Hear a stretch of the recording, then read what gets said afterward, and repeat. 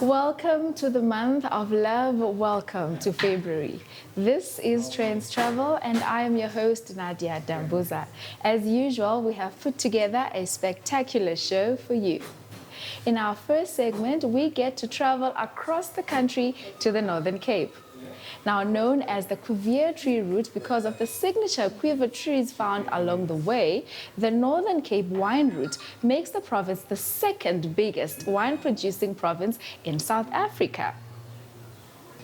We took a road trip to explore the route from the town of Ochrabis via Kakamas with fun stopovers to nibble on local cuisine and ultimately making a stop at a wine cellar for some wine tasting in Uppington.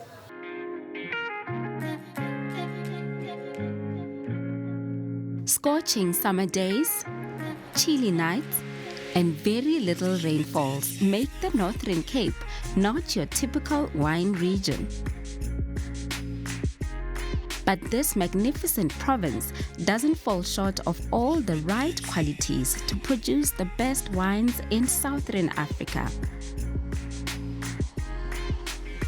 At least 10% of South Africa's vineyards are to be found here.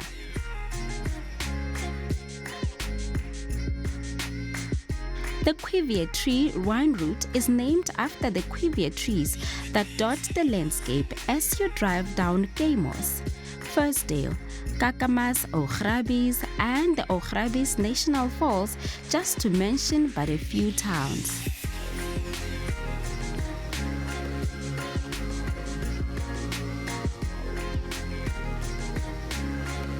With long drives between towns and villages, farm stalls are popular stops along the way. Dipping Pat style sells sweets and savory treats for road trippers to fill their baskets and fulfill their guilty pleasure. If you're not big on roadside meal binging, you can feast your eyes on this decor. From here, you only need to do a 200-kilometer drive to Uppington. This town is home to the Orange River Wine Cellars. Established in 1965, the company is the biggest in the province and provides tasting rooms in all the small towns across the Northern Cape. Sure, guys, the Northern Cape is extremely hot. Luckily for me, though, I'm officially inside. I am at the Hedgehog Wine Tasting Center. I traveled all the way from Ochrabis, I passed Kakamas, and I am now in Uppington. I mean, you can't go on a wine route without eventually tasting the wine. Wine tasting for me. Welcome to Orange River Wine Cellars. This is our tasting room here in lovely, warm Uppington. Orange River Wine Cellars is a cooperative wine cellar, which means we don't own any of our own grapes. We buy it from the producers that produce the grapes next to the river.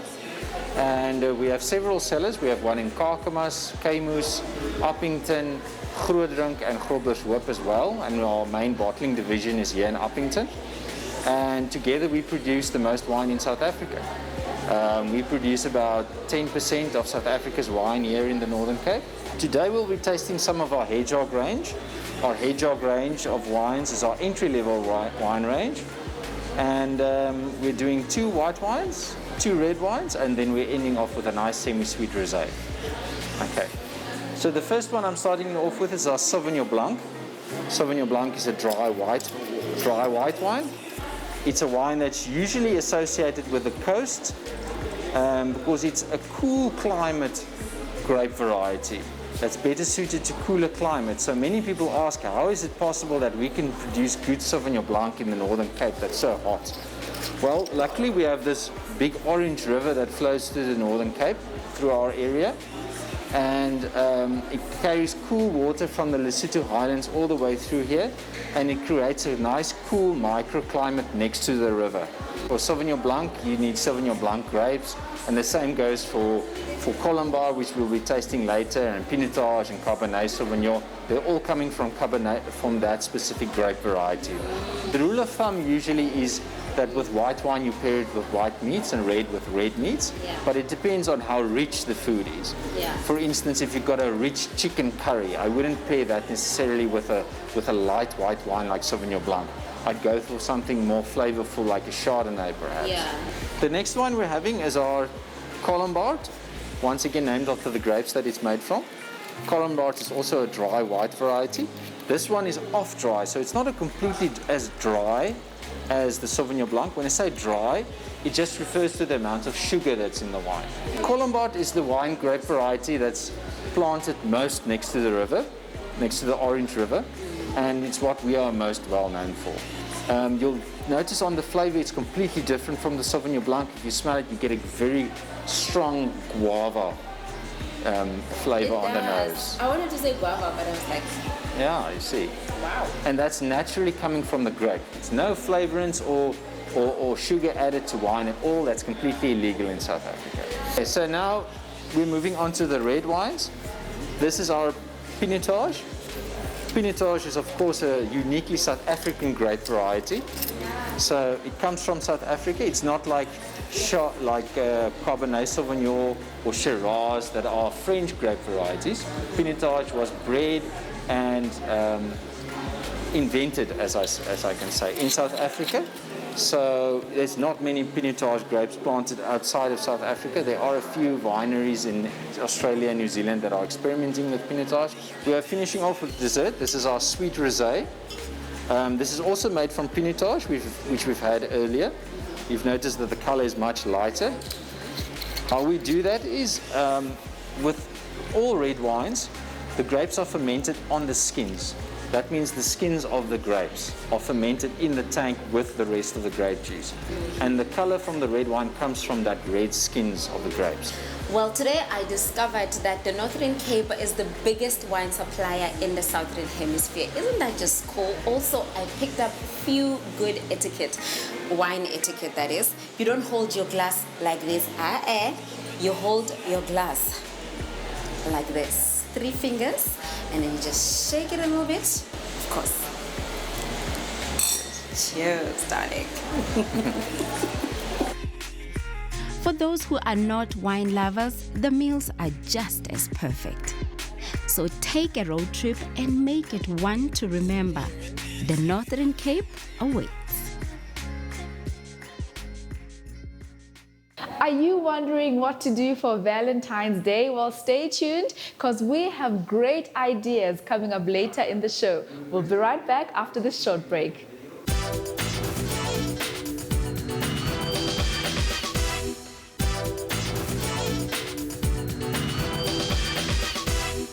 Exciting news for my fellow South Africans. The lockdown restrictions have been eased and the people around the coast just couldn't wait to take to the waves. Let's go to the coast and see.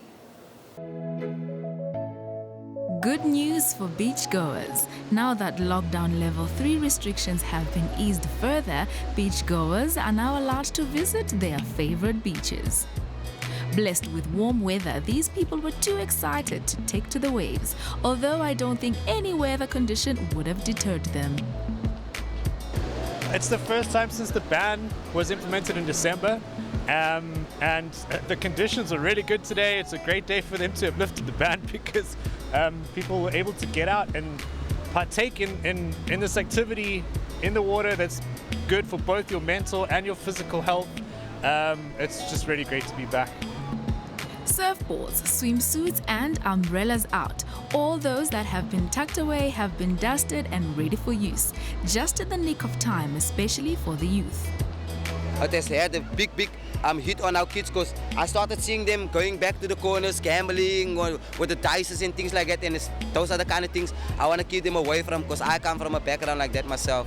Although some regulations remain in place, the residents at Nelson Mandela Bay say they will do whatever needs to be done just as long as they get to enjoy the waters. Social distancing, the mask and the sanitizing is so important. The COVID pandemic is far from over. It's still going to take a long time. It could be a year or 2 even. So I do believe everybody must wear a mask and social distance.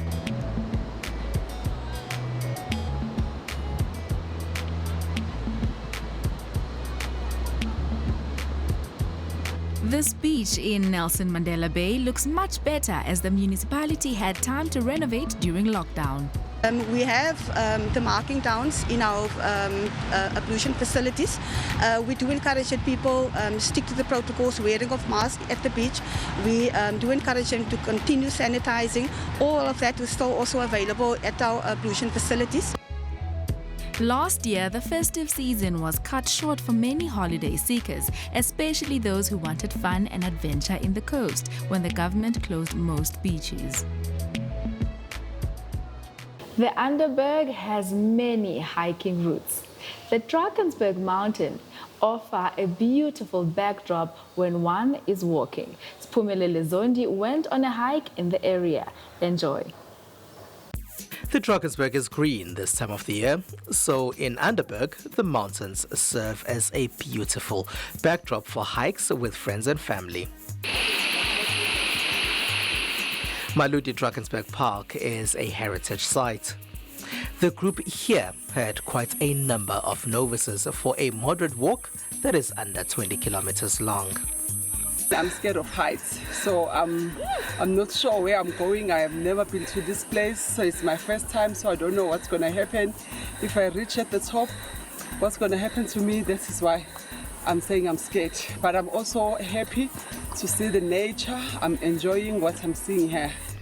Before Bantu Hikers goes on its trails, someone must go ahead to investigate things and figure out how tough they are. This time, Spear Kuboni did that work. It must be a fun trail to do, you know, not too long as well, you know, because we as Bantu Hikers we've got new hikers and we've got quite experienced hikers, so it mustn't be too long, you know. It always starts as if it is easy, then it gets tough and it goes uphill. The time to find yourself alone, and it's actually quite a peaceful environment, and you can hear the birds chirping, and sometimes you can hear baboons calling each other from a distance. We can't really see them, but you can hear them in the background. There's a group in front of me at this stage, and there's another group behind me, but I somehow have been left to hike by myself in the middle. But the energy to get through it comes from spectacular views and the elderly that use this to keep fit. So you think you can't be beaten by the elderly. I get to relax my mind, I get to breathe fresh air, I get to view beautiful scenery. People hike for a number of reasons. The reason why we do these hikes is because we want to challenge ourselves. We use a hike as a metaphor to show that life, much as it's full of challenges, you know, but you always feel a sense of satisfaction once you've overcome. More hiker naturally kuba khona that connection le oyizwayo esiba nayo nemvelo, of which ngiyacabanga ukuthi at some stage wonke umuntu kumele ahlale abuye aphume kulomhlaba esujwayele azojoin imvelo. It's a bit of exercise, but if you enjoy at the same time.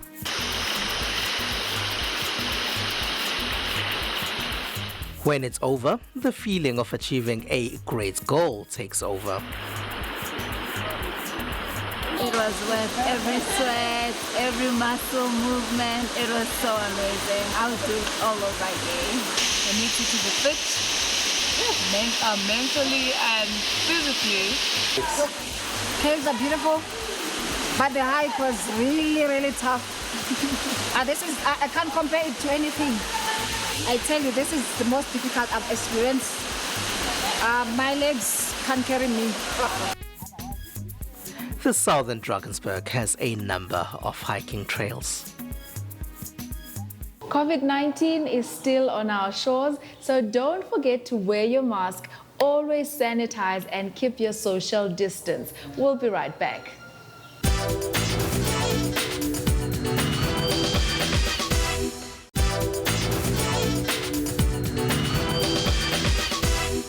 The tourism industry really suffered when the COVID-19 pandemic hit our shores. With lockdown restrictions, things just kept getting worse. But not all hope is lost. Let's see how things are looking now. The tourism industry globally plummeted during the year 2020 when lockdown restrictions were implemented, preventing the industry from operating normally. Jobs were at stake and some businesses in the industry sector shut their doors.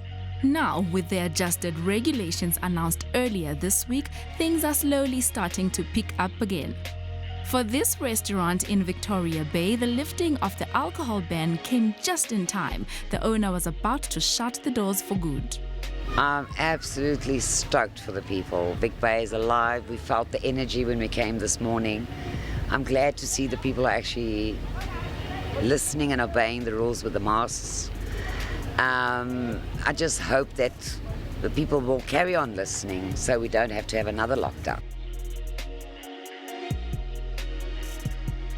To me, it's quite fantastic. I'm quite an avid sporter, so I do a lot of kite surfing and swimming.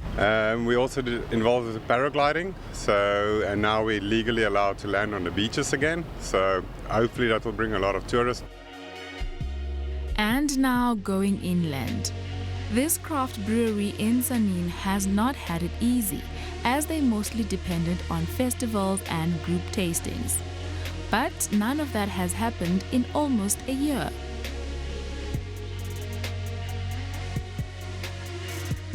We kind of forecast that we lost over 2 million rand in losses, and that's just I would say that would be a conservative forecast, because we understood our clientele. In 2020 we had big plans and we knew what we were going to do. So it was a massive loss, massive. It might take a while, but things will get better.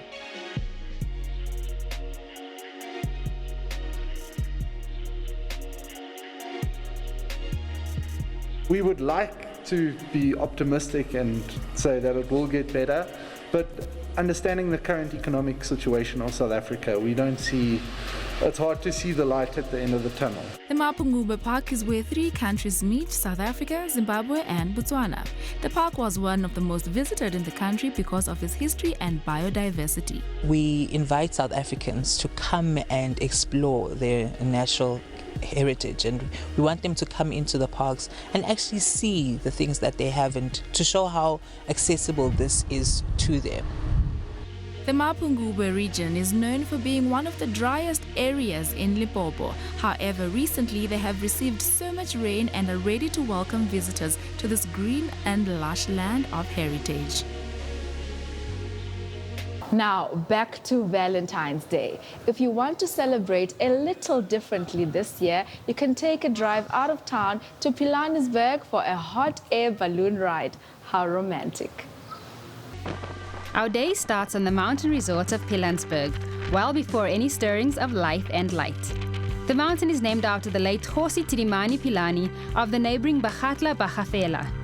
We are on the road at 4 a.m. in the stillness and coolness of the morning, before the heat of the day sets in, making the long drive to the game reserve, where we will be taking to the skies. We enter the reserve at Bakubung Gate. It is here that our land guide rifles up for safety before we cross the threshold into the reserve, surrounded by uncaged wild animals as the sun begins to rise. In the morning, we're up from about 1:30, 2 o'clock in the morning. Weather checking, weather checking, weather checking. Preparing, we come out here earlier than you guys, doing test balloons, checking our launch sites, checking the whole areas, making sure everything's safe before we actually fly the balloon.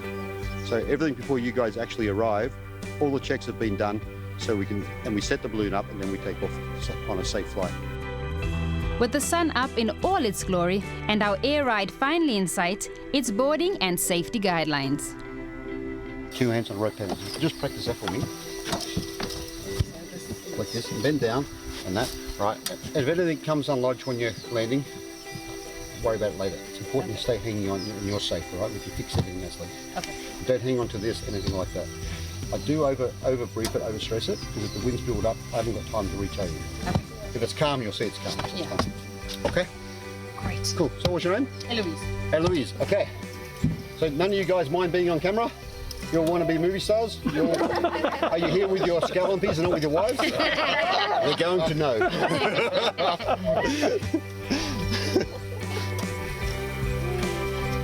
Alfred, where'd we go with that balloon? Where's it? Straight west, please. Yeah, we do a test balloon with like a little party balloon. We fill it with helium, so we watch where it goes, and it sort of checks the wind for us, the speed, direction, because as the sun comes up in the morning, the wind directions, everything keeps changing. So we keep obviously for safety, we want to observe it. If it suddenly starts to do something very radical, we're not happy with, we'll cancel the balloon flight. But that's not happening today. Today we set sail into the sky with all safety measures in the sky and on the ground met.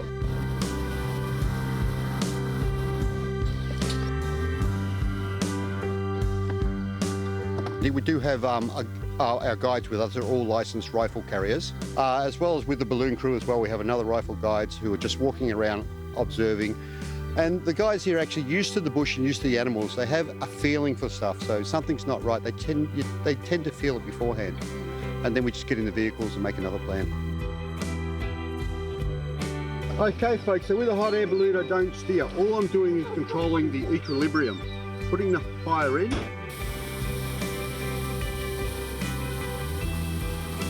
Getting it to its equilibrium, adding a bit more fire and the balloon rises like it is. Then that hot air just cools naturally, and as it cools, we start to sink like we are now. With magnificent views of the sun and the escarpment, we are thrust into a world of utter beauty, while our sky guy relays interesting facts about the land below. In 1979 is when they converted it back into National Park. It's one of the success stories in South Africa, where all the animals thriving, bringing all the big five in this area. Our captain says that flying over the Pilanesberg Nature Reserve is the most scenic and best spot for hot air ballooning in the world. And he should know he's flown just about everywhere. Yeah, who has the best job in the world? I do.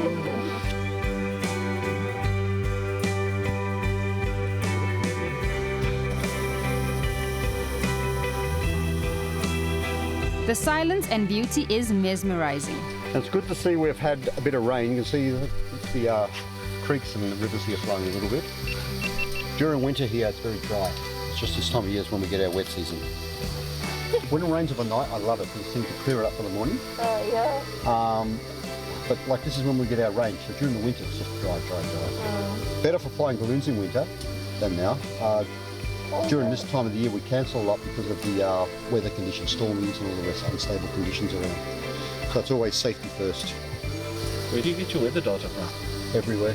But the aviation weather sites too, which gives us our local weather as well. Yeah. You can see the dam wall on this side. It's all man-made, so all full of crocodiles and hippos, and it's got some crocodiles in there bigger than this basket. It's little belts with hand-aid. And they've got a lovely reflection of the balloon now as well. It is a sky safari, a game safari, yeah. Looking at the crocodiles, the hippos. And on the mountain over here, right up top of that, not the first one, the left one, you can see a little white thing? The balloon flight's generally around 1 hour, 60 minutes. But from 45 minutes, we're looking for landing. And as you've seen this morning when we come into landing, we're going to land there, the wind changed, took us over some roads and over a creek, so we kept going for another 10 minutes or so. So it just varies. The ground crew has been meticulously following the hot air balloon, chugging the trailer along with it and mapping our landing so that when we touch ground, they are there to help. So they're always here, they work very hard, always here, always happy, and they work hard packing the balloon up and doing all that work where I don't have to. Unfortunately, that's where we end things today. We hope you have truly enjoyed the show. Don't worry, we'll be right back, same time, same place next week. Don't forget to wear your mask, sanitize, and keep your social distance. From me, goodbye.